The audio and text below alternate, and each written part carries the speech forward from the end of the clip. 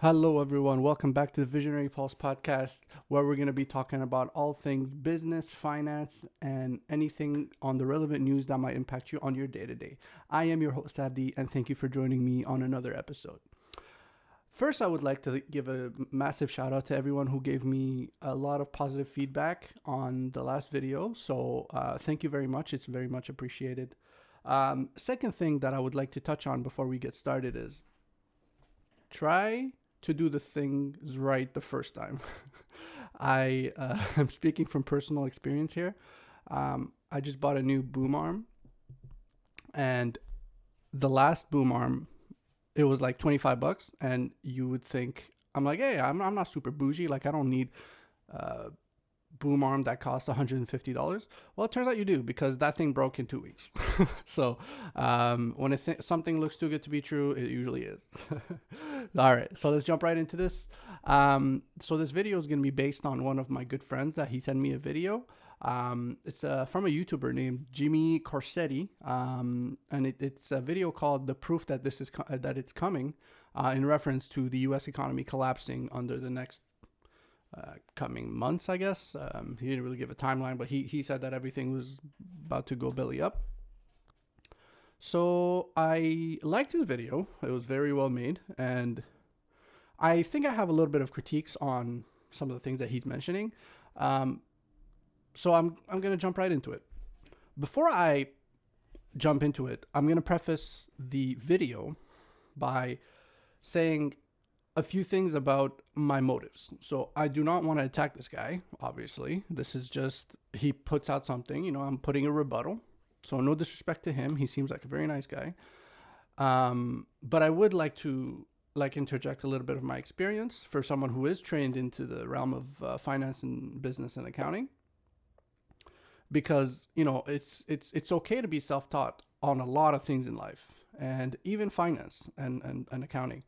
But sometimes having a formal training really does show you how to, like, the thing that you would miss from not being by being self-taught is like what things do you not know. Like that's kind of, he understood like the big concepts, but he didn't understand like some of the nuances on why certain things are important or why certain things are not important, and how those two correlate. So I'm going to go through his major points and see if I agree or I disagree. So let's get into it. So his first comment was that that the inflation is going to be, well, he's explaining that the U.S. market is about to collapse. And why is this important? You're saying like, hey, I don't live in the U.S. Why does this matter to me? Well, the thing with the U.S. market is it does affect everyone, unfortunately. Even if you're on the other side of the world, if the U.S. collapses, that will have an impact on you. So as much as some people might not want to keep track of the U.S. market, it's kind of important to us. So that's why we're talking about it. So he's saying that his first point is that the inflation is going to skyrocket. Now, I do agree with this point. I mean, it is skyrocketing right now. The inflation is measured at, I think, about 9% right now. Although it's not, I mean, you might not feel like it's a 10% inflation. You might feel like it's like a 30% increase because, your gas is doubled, like your food has increased 50%. So on your stuff on your day to day, the stuff that you need every day and the stuff that can't really live without, those things have increased like dramatically. And some of the stuff that you might not need as much probably haven't increased as much. Like used cars. I don't know if you ever try to buy a used car right now. Like something that's like 12 years old is selling for like $8,000, which is insane. So it's not really reasonable. These prices are not really that reasonable. So I definitely agree, and I think that the actual inflation, like the stuff that is actually impacting us, is a lot higher. So, we're off on a good start. He gives some very good points, and some of the reasons why the inflation is so high. He mentions the first one is the cost of oil. Now, why is the cost of oil important? The cost of oil literally impacts everything. Literally everything. Like anything that you can look at, the cost of oil impacts it, because anything that you have or that you use has been transported from point A to point B, thus being impacted by the transport cost, which is impacted by the oil cost. So as you can see here, the price of oil kind of from 2017 all the way to 2019, 2020 ranges from $50 to $75, and it goes back and forth. And this is kind of where it should be trading, or maybe let's say things have gotten a little bit more expensive past the pandemic. So maybe it's like it should be like maybe 10%, 20, maybe 30% more. So it's that's where it should be. But right now, as we can see, the 2020 March 2020 took a massive dip, and that's when the price of gas was like 60 cents per liter, which was amazing. But the problem is you couldn't drive anywhere. So now that we can drive, it was hovering at $125 per barrel, which is insane. It's very much insane. But while I agree with this sentiment, I do not agree that this is something that's kind of permanent or that is worthy or worthwhile, because the price of oil is not dictated by the accounting principle of how much does it cost you to produce something and then how much markup do you need on top of it to make a profit. That's not how it's made. So it just costs you whatever it costs you. Then it goes on to the international market where it's like, okay, I'll buy this for X amount of dollars. And then there's people who speculate. They're like, oh, there's a war in the world. It might impact the oil. So we're just going to buy it all up and jack up the price because we're expecting the price to go up later. Now, that's all fun and dandy, but this is like one of the most important commodities in the world. So if you're out there playing the casino on the on the world's most valuable commodity, and we're out here holding the bag for it. So it's kind of an artificial increase in price because it's not based on any tangible thing. Like there's no supply disruption that much to cause 120% increase on gas. Like it's not based on that. It's based on speculation. People think that it's going to be more expensive because they think that there's going to be a disruption, but there's no disruption yet. And we're just like, okay, so why isn't price down? Like, so that's one of the issues. If we take a look at the 2021 break-even point on the sale of oil, we can see, shout out to Algeria, number one most inefficient country. It ranges from $16 from the UAE all the way up to $82 in the Algerian country. But we can see that in the middle, it's about $55-$60 to produce and sell the barrel of oil. So it really shouldn't be selling at double the price. It makes no sense. And all of these countries are making a ton of money, including Canada. I think Canada is making a large amount of money based on this. So I think speculation has its place, that you think that things are increasing, so you might want to hedge against it, but not to this extent. There should be a little bit more reasonableness into this process. So in conclusion, my point is, yes, gas is up, but it shouldn't be because there's no real reason why it's up. His second point was that there's a lot of printing of money. Now, the printing of money is an interesting concept because since 2020, about like 50% of the world's supply of money has been printed, and not just by the U.S. or Canada. Like most countries have printed an enormous amount of money, which does impact inflation. That is very true, but the scale at which it has been done, a 50% or a 40% increase in the money supply does not generate a 10% inflation, especially not in the U.S. market where it's very much saturated with goods and services.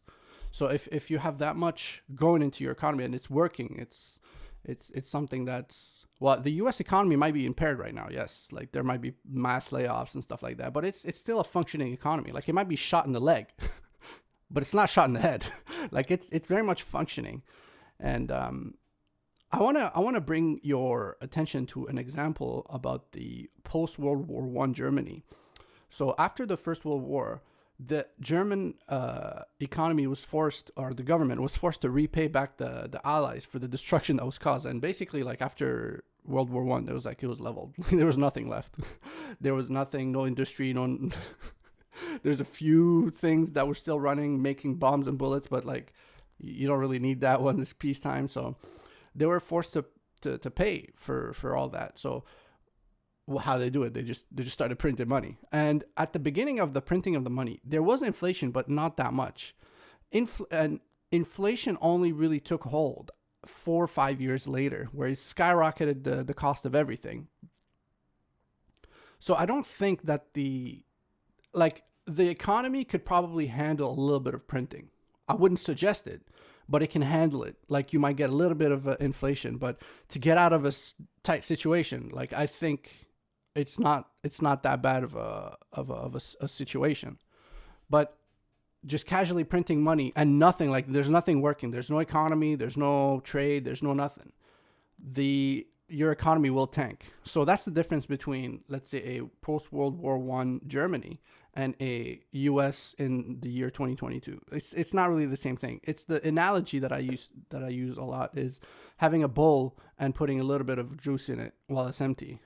It's mostly juice, right? So any drop that you put, you'll see the juice level rising. But take the same cup and put water in it and then add juice by the squeeze. You'll see that even though you might see a little bit of juice, it's mostly water. And even if you taste it, you're going to see that it's mostly water. Now, squeeze enough juice in there, and you're just going to be left with orange juice a little bit diluted. So that's just the concept. You can do printing, but it has to be purposeful and mindful of the consequences that it's going to attract. His third point was that the credit card debt is up. Now, that is a very good point. Credit card debt is probably one of the best indicators that an economy is not doing too hot. Before pandemic, there was not before the pandemic. After 2020, I say 2021. I think they were doing some studies that saw that most of the population had a savings level higher than before the pandemic, which was a very good sign. That means that people are way better off before than after. After than before. The increase in use of credit cards definitely indicates that that's not going so hot right now. The more credit cards people use, and the thing with credit cards is you're usually using credit cards for regular stuff.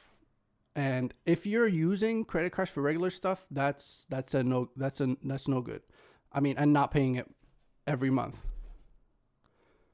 Those are the things that you usually need, like on a day-to-day, food, gas, and stuff like that. If you're using credit to pay for all those things on a regular and not paying it back, that's when you start seeing a lot of trouble into the population. So it's a very good indicator, and I 100% agree.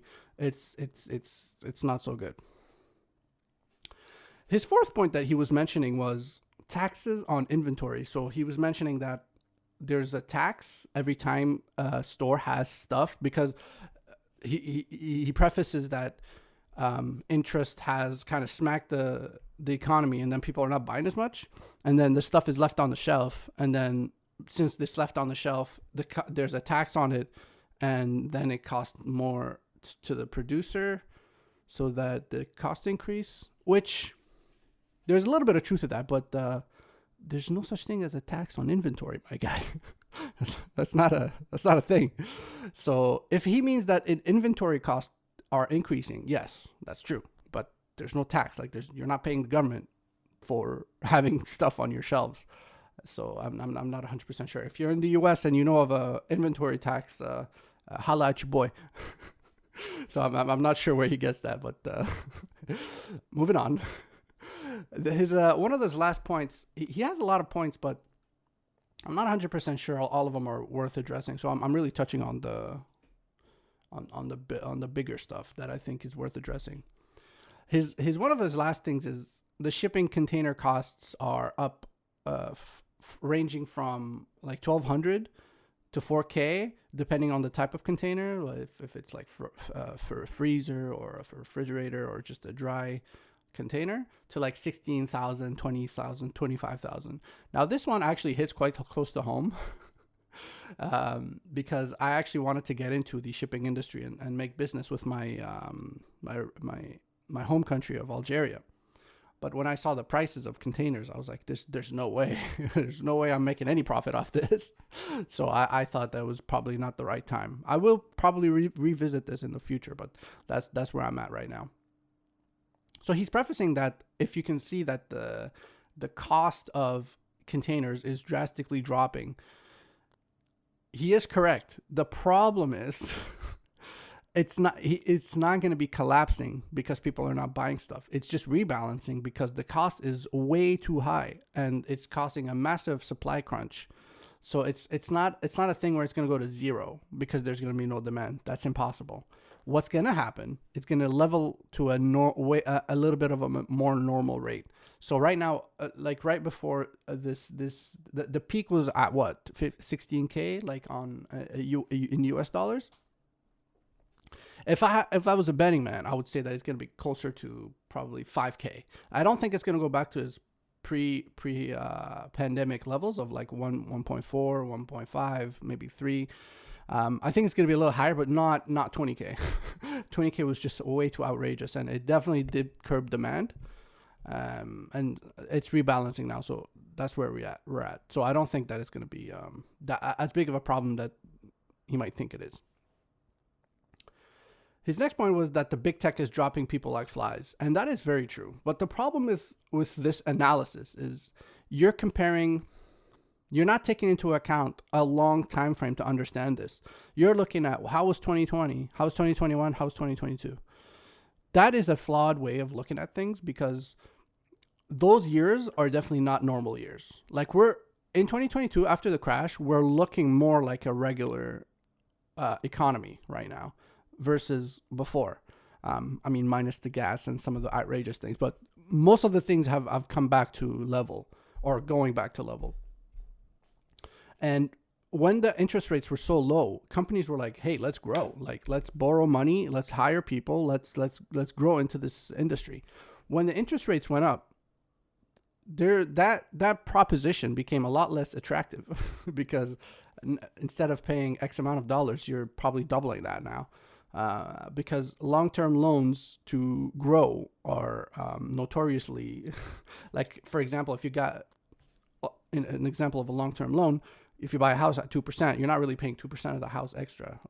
You're paying like double the house over like a 25-year time frame. So that's the kind of problems that they're seeing. It's not really they're just increasing their cost a little bit. Like it's drastically increasing their cost.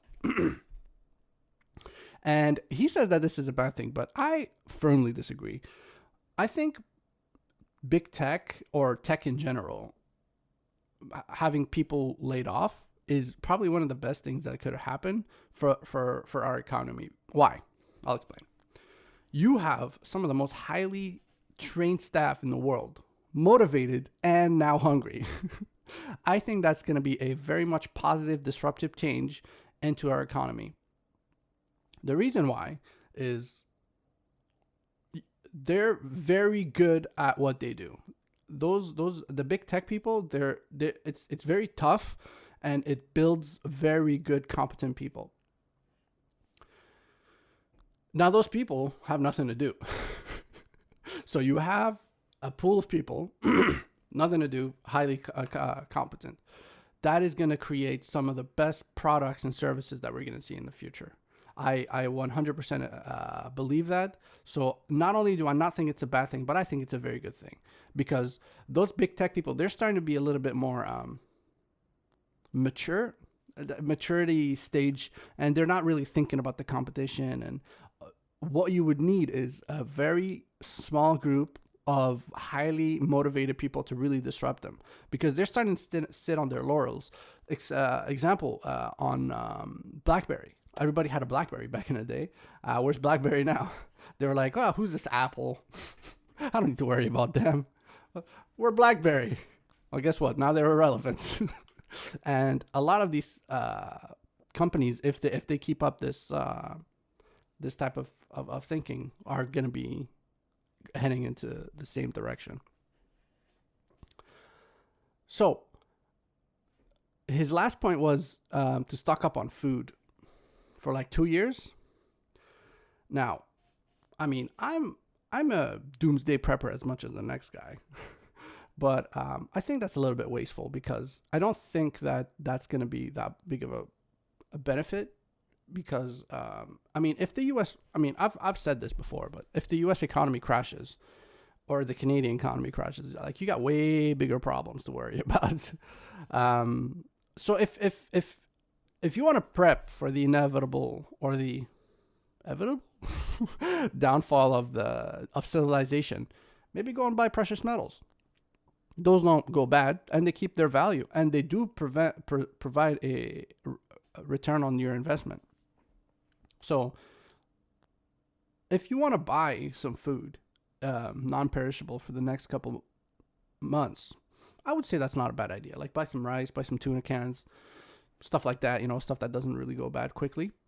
Yeah, sure, why not? But if you're gonna do 2 years, I feel like that's a little bit wasteful because you're just gonna be you're not really gonna be using that. Like in my personal opinion, and the last thing we need is more waste. We got to save the planet. So yeah, that's my point. So what's the conclusion? Like where are we drawing the comparison here? He thinks because of these points that the economy is going to crash. The economy is a lot stronger than that. Like it might decrease. It might even go on like a very radical scale, dropped 30%. Not the stock price, but I'm saying like, in unemployment and what they're producing in GDP. But I don't think it's going to go to zero. There's way too many things that are set up that are very robust.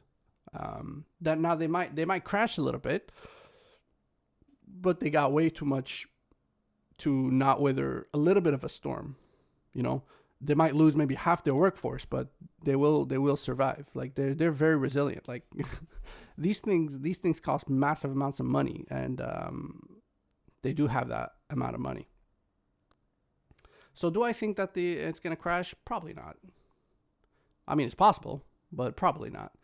And in the long term, I think that this is just a correction because we saw such a drastic boom into the 2020s that people are not, they kind of forgot how economies run normally because the interest rates were so low that they kind of forgot that you actually gotta put in the work. So I think we're gonna be fine.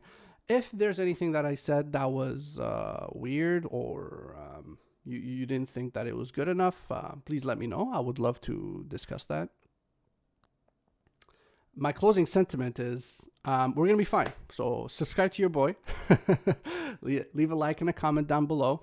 I will answer to every comment. So if you have something interesting to say, I will 100% talk about it on my next podcast. So thank you again for joining me on another episode. I am also still providing accounting services. If you ever need tax help, accounting help, need advice for your small business expansion, I would love to help. Give me a shout at Visionaryadvisory.ca. I usually get back to you very, very quickly because I have no life. So please send a message to your boy. Thank you again for joining me on another episode, and I'll catch you guys next time.